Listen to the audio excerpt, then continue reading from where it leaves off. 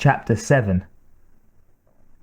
In the canned air depths of Milcom HQ, in the long hall with invisible doors, two men walked, Arona and Stevens.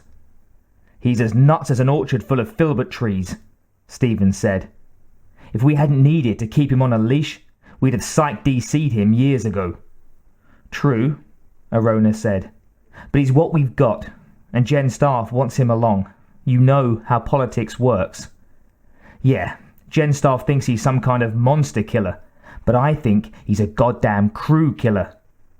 You wanted a field command, I got you one. Right, carrying Jonah the Jinx into a potentially lethal force combat sit. Let me put it to you like this, Bill," Arona said. "Jen Staff will have an experienced person on board this project. The only other Marine we know about who has met these things face to face and survived the initial encounter disappeared. The woman and kid he saved also vanished, and we don't know where they are. The girl Wilkes saved is in the bug house, doped to the gills. There was also a badly damaged android, but we don't have a clue what happened to it. We're full of mystery here, and that leaves Wilkes." "I don't like it. He's unstable. I'm not asking you to like it or him. I am telling you that Jen Staff says this is how it's going to be. If you're tired of being a Marine, then you call up Jen Staff and tell them you don't like it." Stevens shook his head. "He's been bumped to sergeant and put in charge of loading supplies," Arona continued. "How much damage can he do there?" Colonel Stevens stood in the loading dock of the carrier, watching the robots haul gear into the ship. He stopped a private heading for the hydraulic walkers. "What's in those crates, Marine?" The man snapped to attention. "Sir, plasma rifles and chargers." Stevens stared at the hard black plastic boxes. "Who in the hell authorized plasma weapons?" "Sir, I don't know, sir. Sergeant Wilkes orders us to load them, sir. That's all I know, sir." "As you were." Stevens took the lift to Cargop. He saw Wilkes directing a trio of cargo bots. "Wilkes!" "Sir, where did you get authorization to requisition plasma weapons?" "I was ordered to supply the ground troops with appropriate weaponry, sir." "And you thought those blasters were appropriate? We aren't going to war here, Sergeant. We are supposed to collect specimens, not pieces." "My experience," Wilkes began, "has distorted your mind," Stevens finished. "You've taken it upon yourself to provide grossly destructive weaponry, when standard issue carbines will do. That's what you used, wasn't it? And according to your own testimony, a 10mm armor piercing would stop one of these things just fine." Rage flared in Wilkes. "First time you face off with these things, you'll wish you had something better. Sir." "Jen Staff wants you along, Wilkes, so you're along. But I won't jeopardize my mission by splattering potential specimens all over the countryside with weaponry designed to stop tanks. Have those blasters removed from the ship, mister. Is that clear?" Wilkes' voice was ice and steel. "Perfectly clear, Colonel."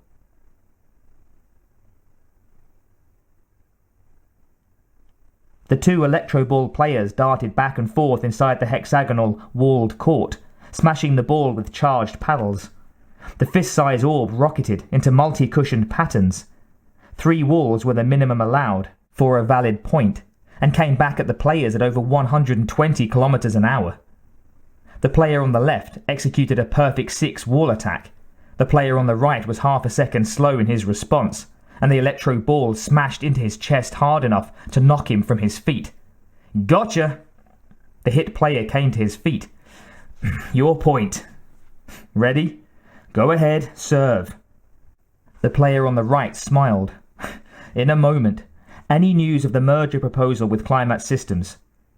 Lefty shrugged. "I thought I told you. Our Op Massey convinced them to go for it." The player on the right laughed. Made them an offer they couldn't refuse, eh? Well, you know Massey, but yeah, something like that. Now serve. The two men sat hunched over a holographic table, fingers on the glove pad controls of the electro ball game. Inside a clear hexagonal field, the miniature players sweated as they darted back and forth, while their operators wore custom and expensive silk business suits and looked considerably fresher. They were well groomed, with 90-credit hairstyles and precious gem collar studs. They looked very much like corporation vice presidents, which they were. The tiny ball rocketed off 4 walls and went past the receiving player. "Good shot," the man in the vivid green silks said. He wore a ruby the size of his thumb tip at his throat, the red contrasting nicely with the green. "Yep, almost gave me a decent match," the one in the red silks said. His ornamental throat stud was of diamond, twice the size of his companion's ruby, and it glittered against the red. He was the senior VP of the two. The hologram shimmered and vanished. Green Silks said, "Listen, we need to talk about the biowarfare project." Red nodded. Anything from the government?" The two of them stood and moved away from the table. Green said, "Nah, you know how these guys get when they want to keep things secret." "We need to be in on this," Red said. "We are talking about major credits here. We've had offers from every mill supply corporation in the system if we can come up with the right product. We can't let the military get the jump on us here." Green smiled. "Don't worry. I'm going to put Massey on it." They reached a door. It thwiped open to admit them into an office the size of a small home. One wall was airglass, giving a view of the megapolis. On a clear day like today, the view was spectacular from 80 stories high. Rank certainly had its privileges. "Okay, I've been hearing about this guy Massey, but I don't know him. Tell me." Red moved to a desk big enough to seat 5 people without crowding. Green went to a dispenser set into the wall across from the desk. "Devil dust," he said to the dispenser. "Hi for Graham. You want anything?" "Yeah, get me an orgy inhaler." Green added Red's order to his own. After a second, a small tray extruded itself from the machine. On the tray was a small mound of pink powder inside a hemispherical cup set next to a one-shot nasal tube. Green tossed the tube to Red and picked up the cup. He pressed the dust against his left eye as Red fired the compressed gas charge of the inhaler into his right nostril. Both men grinned as the chemicals took hold. "You were saying about Massey." "Oh yeah, him. Well, this guy is something else. MBA from New Harvard, doctorate in corp law from Cornell, postdoc work at Mitsubishi U. Could have had his pick of any company in the system. But he enlisted in the Colonial Marines. Got a Silver Star in the Oil Wars, 4 Purple Hearts. Commanded a recon unit in the Tansu Rebellion on Wakahashi's world, picked up a few decorations there." "Real patriot, huh?" Red said. He squirmed in his chair as another chemically powered orgasm rippled through him. "Nah, he liked killing. Probably would have gone pretty high up, but they court-martialed him. Tried to kill his CO. "No shit." "Yep. Thought the CO was a coward when he wouldn't order an attack on a bunch of civilians Massey thought might be hiding enemy sympathizers. Might be. Knocked the officer senseless and led the attack himself. Killed 85 men, women and children. Word is more than half of them got dispatched by Massey personally. Man loved his job, hey? Oh yeah. We bought the tribunal off and put him to work for us. Good help is so hard to find, you know?" Green laughed. Red joined him.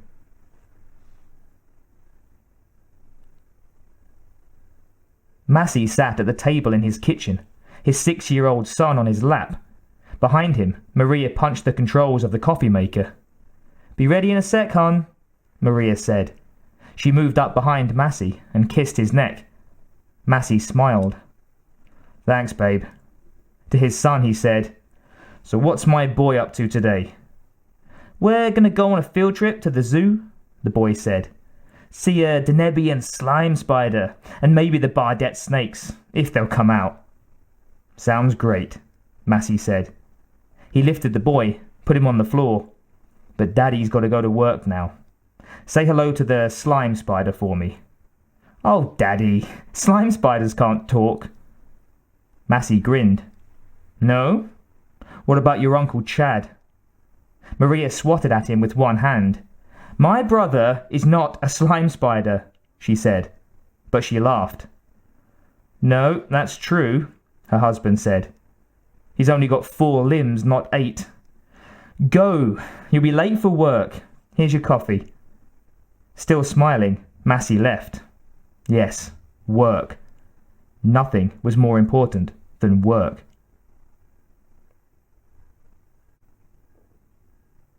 Nothing. Her teeth glittered like stars. They were so beautiful.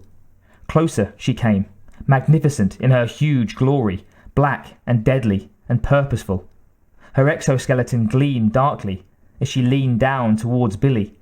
Her mouth opened, and the smaller set of teeth on the inner lips also opened. She was the queen. "I love you." Her thoughts came unspoken to Billy. "I need you." Yes, Billy thought. She was the queen, and she reached for Billy, her clawed hands glistening. "Come and join with me," the queen said. Yes, Billy thought. Yes, I will. Closer the queen came. Easley and Beulah squatted behind the remains of the shattered building, a waist-level row of bricks and twisted rebar, the only protection against the bunker's ROM gun. It couldn't see them, but the stoop comp running the gun could probably pick up some heat leakage from their combat suits, and every now and then it would pop off a couple of dozen 30mm AP rounds in their direction. "Shit," Beulah said. "Fucker's got us pinned down." "Maybe not," Easley offered. "The thing's got service portals aft. I can launch a grenade in the right spot. It'll blow the power. Then we got his ass." 3 rounds of 30mm clipped a couple of centimeters of brick off the top of the wall over Beulah's head. He squatted lower. "Damn!" "Okay, look," Easley said. "Here's the play. You scoot down about 20 meters, put your weapon over the wall and spray that sucker. I'll circle around behind it and blow it offline while it's potting at you." Under the clear steel faceplate of his helmet cover, Beulah frowned. The expression wrinkled the skin tight that reached to his eyes, and the skull of the elite Colonial Marine WAC team embossed on the tight. "Unless you got a better idea," Easley said. Beulah shook his head. "What the hell, let's do it. Give me a signal when you're ready to dance." "Copy," Easley said. His voice was crisp in the helmet's bone phones. The comm was standard military tight beam and scrambled, so the geezer in the bunker wouldn't hear them. Or even if he could, he wouldn't be able to understand what they were saying. Beulah moved off, keeping low. Every so often the range of motion gun would cap off a few more shots. Easley lit a low heat flare and dropped it. With any luck, the gun would think it was a suit leak and zero in on it. While he was doing that, he could blow that sucker. He moved off. He was good, one of the Corps' best, and damned if he was going to get drilled by some geezer in a lockbox. When he got into position, Easley said, "Do it!" 30 meters away, crouched behind a big chunk of rubble that was probably once a house, Beulah whipped his carbine over the top and triggered it, full auto.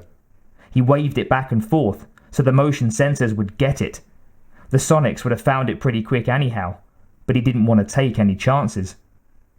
Soft steel slugs spanged off the wall, chopping it away. It knew he was there all right. Beulah pulled his weapon back so it wouldn't get hit. 5 seconds later, 2 things happened. A grenade went off, and the robotic gun stopped shooting. Beulah grinned. "Yeah, way to go, buddy."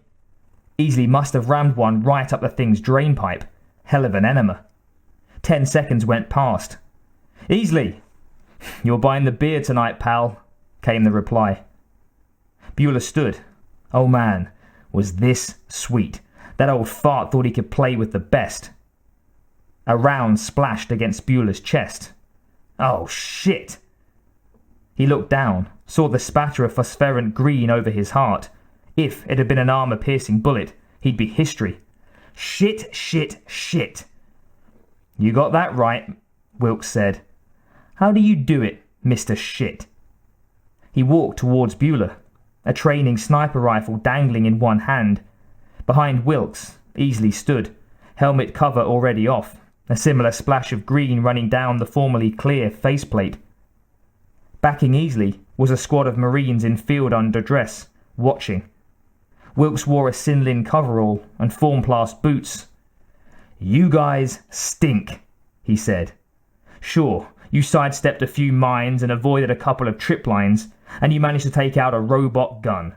But you're still dead meat because you moved stupid." Behind Wilkes, Easley leaned over to the trooper next to him. "You getting this, Blake?" The second Marine, a short blonde woman with her hair in the standard combat buzz, nodded. "Yep, real learning experience. He made you guys look like dung birds." Easley frowned. "Hey." Bueller cut in. "Wait a sec, Sarge. I heard Easley on the tight beam." "No, you didn't. You heard me." But that's cheating," Wilkes finished. "Life is hard. You think these things we're going up against are going to play by some kind of rules?" Bueller stared at the splotch on his suit. "So, boys and girls, in honor of this stirring work by Easley and Bueller, we're going to spend the day on the shooting course. Full battle gear, combat scenarios until you can get across without being splashed." Wilkes smiled at Bueller, then Easley. "If a wasted old geezer like me can fan two of the CMC's supposedly best whack teams as easy as I did, the colonies are in a shitload of trouble if they ever need anything worse than a cut skin bonded. Saddle up, Marines." The squad moved off, grumbling. "Bueller, you asshole. Damn, Easley. Now look what we got us into. Buddha, you two guys look like crap." Wilkes watched them go, pleased. Of course, he had to rag their asses. That was a TO's job. And since Stevens had busted him out of loading the ship, this was what he could do. But despite his criticisms, these guys were good. They'd been together a year. They were all rated high in small arms, explosives, standard strategy and tactics. If he hadn't cheated, he would have gotten the two hot rods coming at him.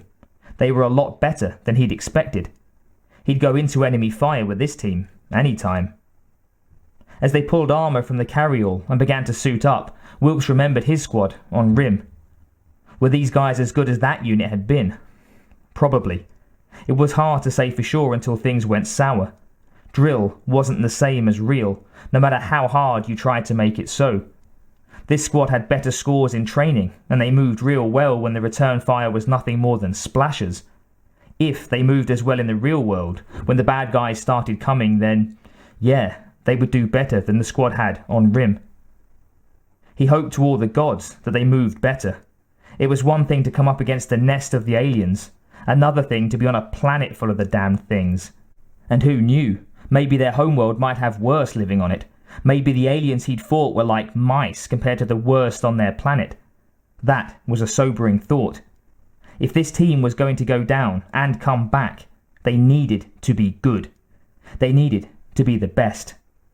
If he could teach them everything he remembered, if he could drill them until they could point shoot a demi-credit out of the air, if he could teach them what they'd be up against. If was a big word, even though it didn't look like it. There wasn't going to be any room for error in this mission. Screw-ups would get somebody dead. And not just dead. The old saying was wrong here. They could kill you, and they could eat you, and they would do worse if they took you alive. The team began to amble back. Wilkes brought his thoughts away from what might be to what was. "All right, children, Let's see if we can't cross the street without getting run down by a hovercab, shall we? Blake, you take point. Easley, you're TC. Bueller, HW Tactical. Ramirez. He finished ordering the squad, then started to give them the scenario. No, he decided. Let them figure it out on the fly. Instead of telling them what they would face, he said, "It'll take 45 seconds for the holocomp to program the new playing field.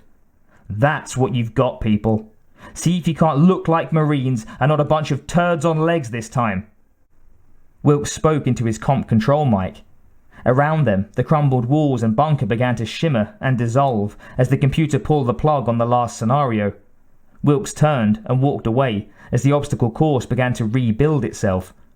It would look real and within limits even feel real, but it was an illusion. What they would be facing when the time came was no illusion. You could spit on that Marine and damn well make it shine.